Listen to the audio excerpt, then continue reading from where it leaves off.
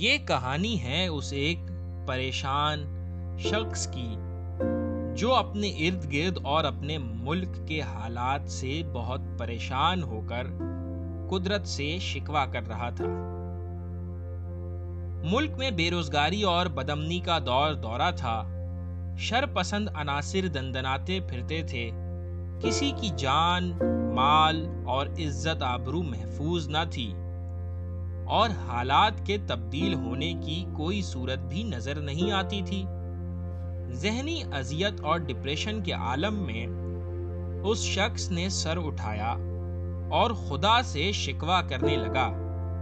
آہستہ آہستہ غصے سے اس کی آواز بلند ہونے لگی اور وہ چیخ چیخ کر خدا سے کہنے لگا، ہماری طرف دیکھو، ہماری پریشانیوں اور تکالیف پر نظر ڈالو۔ یہ کیسی دنیا ہے؟ ہر طرف نفرت، کینہ اور بغض پھیلا ہوا ہے۔ لوگ مر رہے ہیں، محبت ختم ہو چکی ہے اور عداوتیں جنم لے رہی ہیں۔ اے اللہ، آخر تو کچھ کرتا کیوں نہیں؟ کسی کو حالات سدھارنے کے لیے بھیجتا کیوں نہیں؟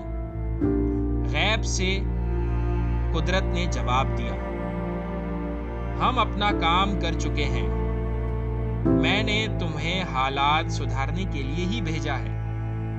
اس کہانی سے ہم نے یہ سبق سیکھا کہ if you don't like something, change it. If you can't change it, change your attitude, but don't complain.